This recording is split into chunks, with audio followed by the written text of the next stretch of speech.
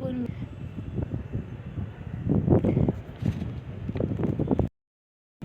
आज हम पढ़ेंगे आई का एक टॉपिक या डिसऑर्डर बोल सकते हैं, जो कि है कैटरेक्ट, जो कि all exam competitive and university exam में एक बड़ी हेडिंग में पूछा जाता है मिशन के अंदर, इसलिए इसको पढ़ना बहुत ज़रूरी है। कैटरेक्ट का मतलब क्या होता है? देखो, कैटरेक्ट का मतलब होता है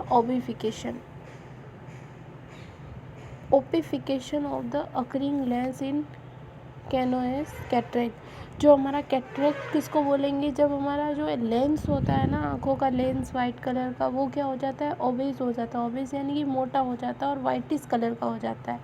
ठीक है, तो इसको बोलते हैं कैटरेक्ट। ये इसकी है डेफिनेशन। ठीक है, और जो अब हम पढ़ रहे हैं कि कैटरेक्ट होता है नेचुरल लेंस। कैसा होता है? हमारा जो आँखों का नेचुरल लेंस होता है वो बाइकैन्व होता है। क्या होता है? बाइकॉन्वेक्स होता है। क्या होता है? बाइकॉन्वेक्स। ठीक है, मैडम फॉर क्रिस्टलाइन प्रोटीन। और जो हमारा लेंस होता है वो क्रिस्टलाइन प्रोटीन का बना हुआ होता है। ये चीज़ें याद रखना कि बाई कॉन्वेक्स का होता है नेचुरल लेंस, क्योंकि ये डायरेक्ट क्वेश्चन पूछ सकते हैं कि how normal lens in shape. तो याद रखना बाई कॉन्वेक्स। और ये किससे मेडअप होता है लेंस? तो याद रखना क्रिस्टलाइन प्रोटीन से बना हुआ होता है।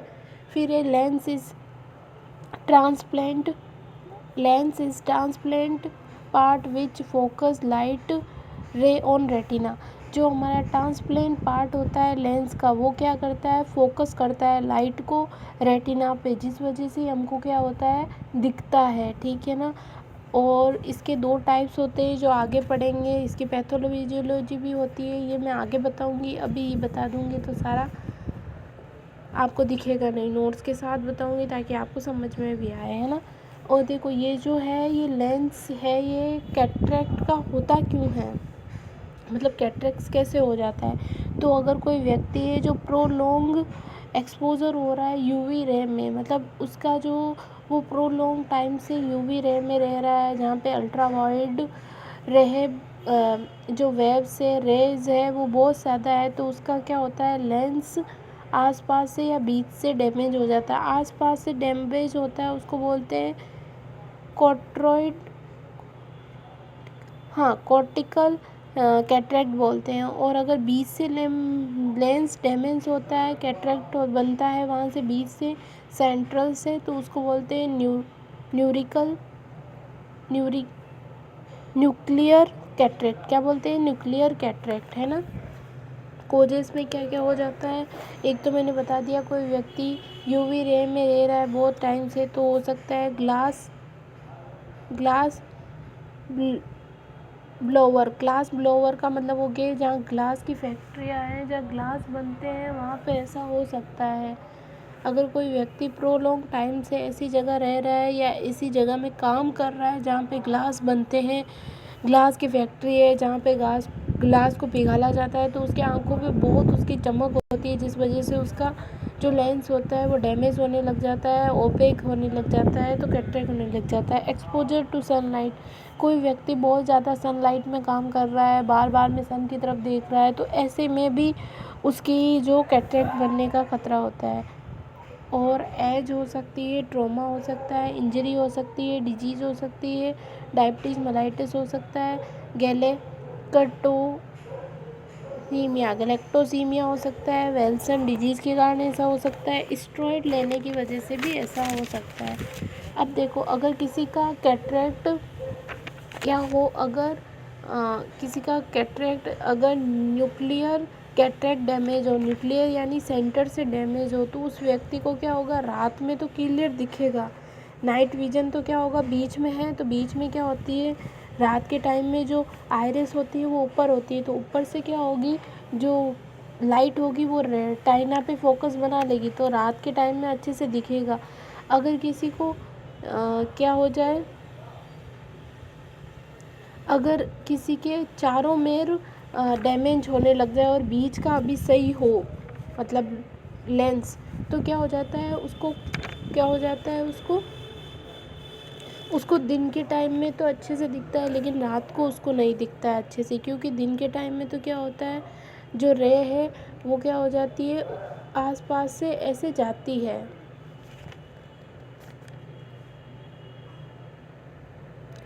आसपास से तो जाती नहीं है दिन के टाइम में, क्योंकि है ना, दिन के टाइम में क्या होता है, जो आइरिस होता है वो थोड़ा नीचे होता है, आंखें थोड़ी कम खुली हुई होती है, तो क्या होता है बीच में से लाइट जाती है डे के टाइम में।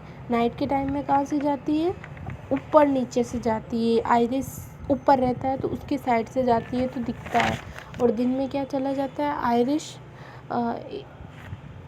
आइरिस क्या हो जाता है, नीचे हो जाता है। तो अगर किसी को चारों मेर है तो उसको बीच से लाइट चली जाती है और दिन में दिख जाता है, ऐसे होता है। ये एक नॉर्मल सा था। और ऐसा किसके कारण हो सकता है, कैटरेक्ट मेडिकेशंस के कारण हो सकता है, कंजेनाइटल कैटरेक्ट हो सकता है, और मैटरनल रूबेला इन्फेक्शन की वजह से भी ऐसा हो सकता है।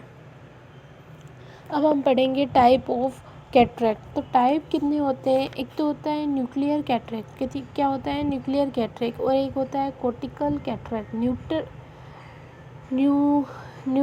न्यूक्लियर कैटरेक्ट का मतलब क्या होता है, जो सेंट्रल ओपिफिकेशन होता है, मैंने अभी बताया था सेंट्रल, बीच से अगर ओपिफिकेशन होता है उसको न्यूक्लियर कहते हैं। क्या बोलते हैं, न्यूक्लियर कहते हैं। ऐसे व्यक्ति को क्या होगा, दिन में नहीं दिखेगा लेकिन नाइट में दिख जाएगा। नाइट में क्या है कि पीपल वो ऊपर रहता है, आइरिस उसके साइड से किरणें निकल जाएगी तो उसको दिखेगा। सेकंड है कोर्टिकल कैटरॉइड, कोर्टिकल कैटरेक्ट, ठीक है। इसमें क्या होता है, मार्जिनल ओपिफिकेशन होता है, तो इस व्यक्ति को रात को नहीं दिखता है, दिन में दिख जाएगा, ठीक है। सेंटर से लाइट अंदर चली जाएगी इसीलिए। थर्ड नंबर है सिनाइल कैटरेक्ट, जो कि एज रिलेटेड होता है, कैटरेक्ट बोलते हैं इसको। और ये कब होता है, अकरिंग आफ्टर 45 ईयर के बाद में अकर होता है सिनाइल कैटरेक्ट। मोस्ट कॉमन कौन सा कैटरेक्ट होता है, तो सिनाइल कैटरेक्ट होता है, और इसमें पेरिफेरल लॉस होता है। तो दिन में क्या होता है, व्यक्ति को दिखता रहता है, रात में बाद में प्रॉब्लम आती है। अब हम पढ़ेंगे कैटरेक्ट की पैथोफिजियोलॉजी। इसमें क्या होता है, ड्यू टू इटियोलॉजिकल फैक्टर, कोई भी इटियोलॉजिकल फैक्टर जो हमने पढ़ा है, सनलाइट, कंजक्टाइल कैटरेक्ट, एज, कोई भी due to etiological factor breaking down crystalline protein of the lens, जो लेंस के अंदर क्रिस्टलाइन प्रोटीन होती है उसको क्या कर देता है, ब्रेकिंग कर देता है। Protein break into the polypeptide chain, जैसे ही प्रोटीन ब्रेक होगी, क्रिस्टलाइन प्रोटीन ब्रेक होगी, वैसे ही पॉलीपेप्टाइड चेन भी ब्रेक हो जाएगी। फिर loss of transparency of lens, और जो लेंस की ट्रांसपेरेंसी है वो भी क्या हो जाएगी, लेस हो जाएगी, और लेंस क्या हो जाएगा, ओपेक जैसा हो जाएगा, ब्लड विजन हो जाएगा, और उससे क्या हो जाएगा, कैटरेक्ट होने की पूरी संभावना हो जाएगी। अब है साइन एंड सिम्टम। कैटरेक्ट के जो साइन एंड सिम्टम है उसमें एक अर्ली साइन आता है, उसको बोलते हैं हैज़ी साइन या हैज़ी विज़न बोल सकते हैं, ठीक है, जो कि क्लाउडी विज़न होता है। इसको हम बोल सकते हैं कार्डिनल साइन भी बोल सकते हैं कैटरेक्ट का। अगर किसी में बोले कैटरेक्ट के साइन एंड सिम्टम कौन से होते हैं, और सबसे ऊपर लिखा हुआ है हैज़ीज़, या सबसे नीचे भी हैज़ीज़ लिखा हो, तो वही उसका आंसर होगा, ठीक है। हैज़ीज़ मतलब होता है व्यक्ति को ब्लड विज़न दिखने लग जाता है, ठीक है। सेकेंड है और क्या हो जाता है, प्रीली वाइट कैटरेक्ट अपीयर होने लग जाता है वहाँ पे, और ब्लड विजन दिखने लग जाता है, पेशेंट को डिप्लोपिया होने लग जाता है, और क्लाउडी विज़न होने लग जाता है, क्लाउडी विज़न। और जो मैंने ये हैज़ीज़ बताया ना, इसका मतलब हो जाता है कि वहाँ पे कुछ ऐसे मतलब ब्लड विज़न होने लग जाता है, ऐसे कुछ काला काला सा दिखने लग जाता है व्यक्ति को ऐसे। और डिप्लोपिया बता दिया, दो विज़न हो जाएंगी, क्योंकि है ना पेरिफेरल लॉस होता है, तो आधी लाइट उधर चली जाती है, आधी इधर, दो इमेज बनाने लग जाती है, तो डिप्लोपिया होने लग जाता है, ठीक है। और ये कलर्ड विज़न का मतलब होगा splitting of the light into the colours, splitting करने लग जाती है लाइट, इसीलिए ऐसा होता है, ठीक है। फिर है ग्लेरिंग का मतलब क्या होता है, ग्लेरिंग का मतलब होता है वाटरी आई होने लग जाती है। Patient straight object for clear vision, patient क्या करता है, ऑब्जेक्ट को क्लियर देखने के लिए जोर लगाता है आंखों से, तो उसकी आंखों से क्या आता है, पानी आने लग जाता है, और उसको डबल विजन दिखने लग जाता है, ज़्यादा जोर लगाता है तो साफ नहीं दिखता है, धुंधला धुंधला दिखने लग जाता है, तो उसको बोलते हैं ग्लासरिंग साइन भी बोलते हैं। डायबिटीज़ मेलाइटस में क्या होता है, पेशेंट फुल कैटरेक्ट, उसका जो डायबिटीज़ मेलाइट में क्या हो जाता है, सो नाउ फुली कैटरेक्ट, उस कैटरेक्ट के अंदर जो है उसके अंदर थोड़ी थोड़ी जगह ब्लैकिश कुछ ऐसा बन जाता है, तो उसको बोलते हैं स्टोई फुल कैटरेक्ट बोलते हैं डायबिटीज़ मेलाइट। गैलेक्टोसीमिया में क्या हो जाता है, कैटरेक्ट के अंदर ऐसे ऑयली ड्रॉप्स की तरह दिखने लग जाता है, पेशेंट को ऐसे लग रहा है कि ऑयली ड्रॉप पड़ रही है, ऐसा फील होता है। वाल्सन डिजीज़ के अंदर क्या होता है, सनफ्लावर कैटरेक्ट, यानी कि कैटरेक्ट के अंदर एक सनफ्लावर की तरह बन जाता है। रोजियल कैटरेक्ट, यानी ये ट्रॉमा की वजह से होता है, रंगोली जैसा बन जाता है। ठीक है, अब है डायग्नोसिस। स्टिल लैम्प एग्जामिनेशन का मतलब क्या होता है, use to assess anterior chamber and lens. स्टिल लैम्प एग्जामिनेशन का मतलब होता है कि यूज़ करना, उसको असिस्ट करना, किसको, एंटीरियर चैम्बर और लेंस को, पता लगाया जाता है कि क्या प्रॉब्लम है। रेड रिफ्लेक्स का मतलब होता है जब कभी हम रात को फ़ोटो लेते हैं और कभी कभी किसी व्यक्ति की फ़ोटो लेते हैं तो उसकी आंखें रेड बनती है, इसका मतलब डायरेक्ट उसकी जो लाइट थी वो रेटिना पे, क्योंकि वो फ्लैक्स पड़ता है जिसकी वजह से वो लाइट सीधा जाके रेटिना पे पड़ी और वो सीधी आके आँखों में लाइट रेड दिखा, तो इसका मतलब आपकी जो कैटरेक्ट है वो एकदम सही है, उसमें कोई ओपेफिकेशन नहीं है, ऐसा नेचुरल है ना। फिर है iris shadow test. Iris shadow का मतलब होता है छाया बनना। आइरिस क्या है, छाया बनना। अगर ये पॉजिटिव हो तो मतलब हो जाएगा कैटरेक्ट है, अगर ये नेगेटिव हो तो मतलब कैटरेक्ट एब्सेंट है। ये मैंने अभी बता दिया। स्टिल lamp examination, visualisation, structure of anterior chamber, ये बता दिया। फिर है रेड रिफ्लेक्स है, पॉजिटिव है मतलब हेल्दी साइन है, अगर नेगेटिव है तो कैटरेक्ट प्रेजेंट है। रेड रिफ्लेक्स यानी कि अगर रेड आइज़ बन रही है फ़ोटो खींचने पर तो अच्छी बात है, आपकी आइज़ हेल्दी है। अगर नहीं बन रहा है तो इसका मतलब ओपेफिकेशन हो रखा है कैटरेक्ट में, वहाँ से लाइट गुजरती नहीं है, तो इसका मतलब वो कैटरेक्ट है उस व्यक्ति को, है ना।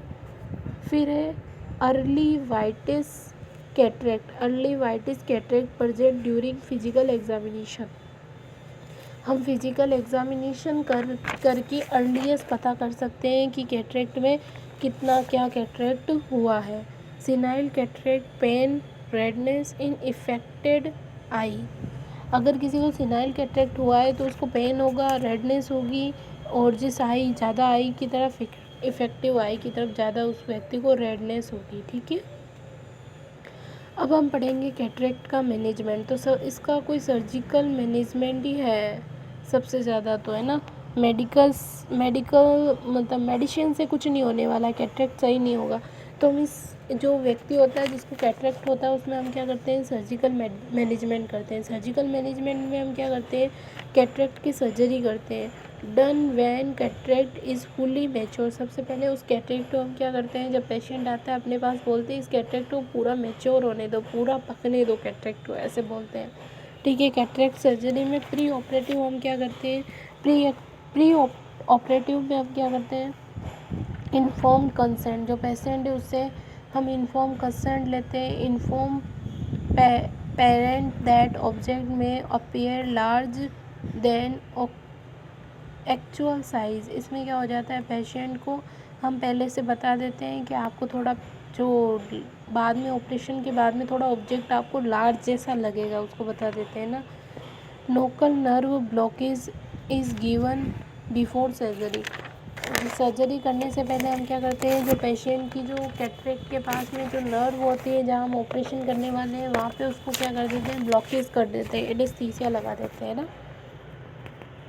जिसके कारण क्या हो जाता है, dilation of the people by using dilator का यूज़ कर सकते हैं। एग्जाम्पल में क्या है,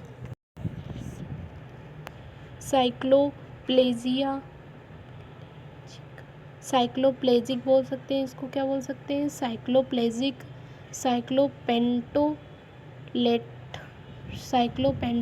ले सकते हैं। Remove of contract by breaking into the particles. फिर जो हम क्या करेंगे, इसको ब्रेक करेंगे, उस जो वो पका हुआ कॉन्ट्रैक्ट है उसको हम सर्जरी से उसको रिमूव करेंगे, उसको ब्रेक करेंगे और फिर उस पार्टिकल्स को हम क्या करेंगे, रिमूव करेंगे। ये हम दो टाइप से कर सकते हैं, ECCE यानी कि एक्स्ट्रा कैप्सुलर कैटरेक्ट एक्सटेंशन, ऐसे कर सकते हैं। इसमें क्या होता है, इसमें एक्स्ट्रा कैप्सुलर कैटरेक्ट एक्सटेंशन में क्या कर सकते हैं, लेंस और एंटीरियल कैप्सूल जो होता है, लेंस जो हमारा लेंस है आंखों में, और जो एंटीरियल कैप्सूल है उसको क्या करेंगे, हम रिमूव करेंगे और न्यू वहाँ पे क्या करेंगे, एनेस्थेटिस करेंगे, जो लेंस है वहाँ पे प्लेस करेंगे पोस्टीरियल कैप्सूल। एंटीरियल की जगह अब हम पोस्टीरियल लगाएंगे उसको, ठीक है। सेकंड है ECCE यानी कि इंट्रा कैप्सुलर कैटरेक्ट एक्सटेंशन। इसका मतलब होता है जो कैटरेक्ट है उसको एंटीरियल और पोस्टीरियल कैप्सूल दोनों को ही रिमूव कर देंगे। उसमें तो हमने क्या किया, सिर्फ एंटीरियल और लेंस को रिमूव किया और पोस्टीरियल में हमें नया लेंस लगा दिया। इसमें हम क्या कर रहे हैं कि एंटीरियल और पोस्टीरियल दोनों रिमूव करेंगे और फिर क्या करेंगे, इसमें क्या करेंगे, cataract anterior and posterior capsule is remove और फिर करेंगे फेको इमिलिसिफिकेशन। फेको इमिलिफिकेशन का मतलब होता है फेको सर्जरी। क्या बोलते हैं इसको, फेको सर्जरी। ये हाईली फ्रिक्वेंसी होती है। Sound waves is use to, इसमें साउंड वेज यूज़ की जाती है। ब्रेकिंग कॉन्ट्रैक्ट इनटू पीसेज, इसमें क्या होता है, जो कैटरेक्ट है उसके पीसेज को ब्रेकिंग किया जाता है।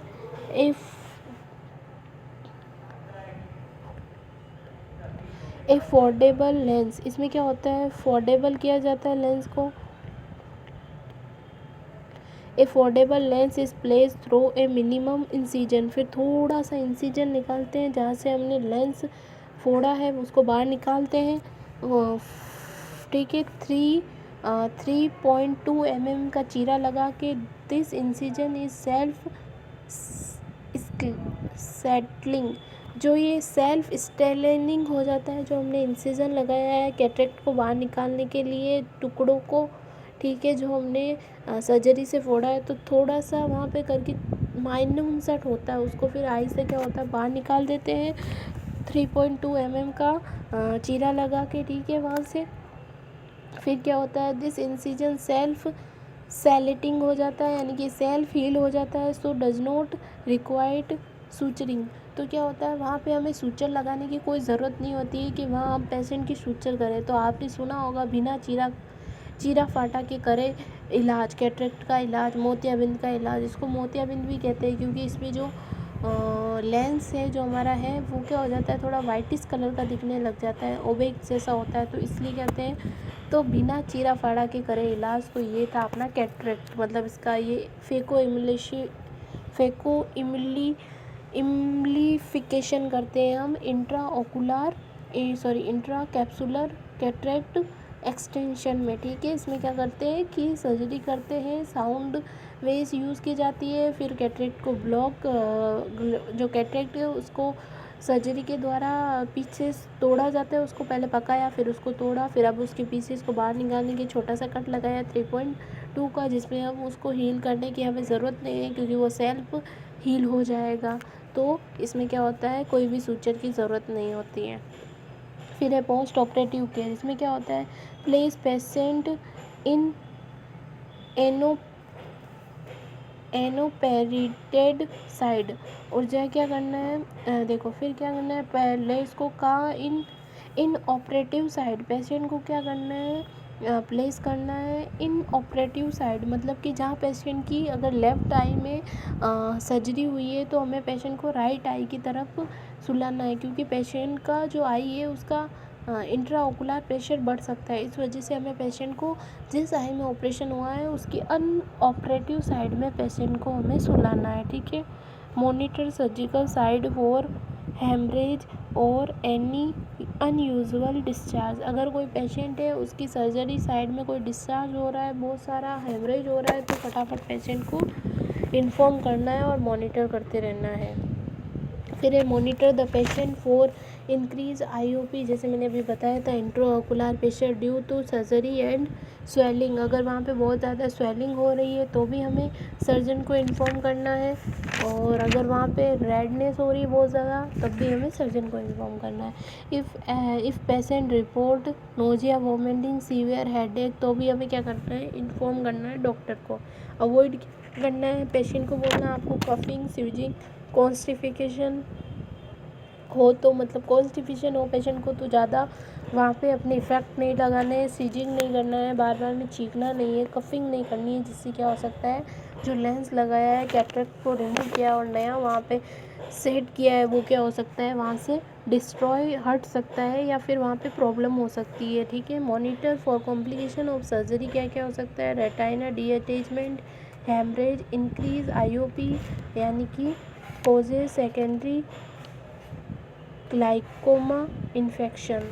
देखो सेकेंडरी ग्लाइकोमा हो सकता है, वहाँ पे इन्फेक्शन हो सकता है, IP इंक्रीज हो सकता है, इंट्राक्रैनियल प्रेशर। तो हमें क्या करना है, इन सबको ध्यान में रखना है।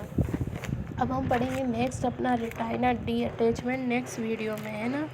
इसीलिए अभी के लिए थैंक यू सो मच। अगर आपको ये जो मेरा चैनल है ये अच्छा लगा है और ये जो मेरे नोट्स है ये अच्छे लगे हैं, इनको आप कॉपी में लिख सकते हो। ये बहुत अच्छे नोट्स है, कॉम्पिटिटिव एग्ज़ाम से हर एक लाइन में क्वेश्चन से।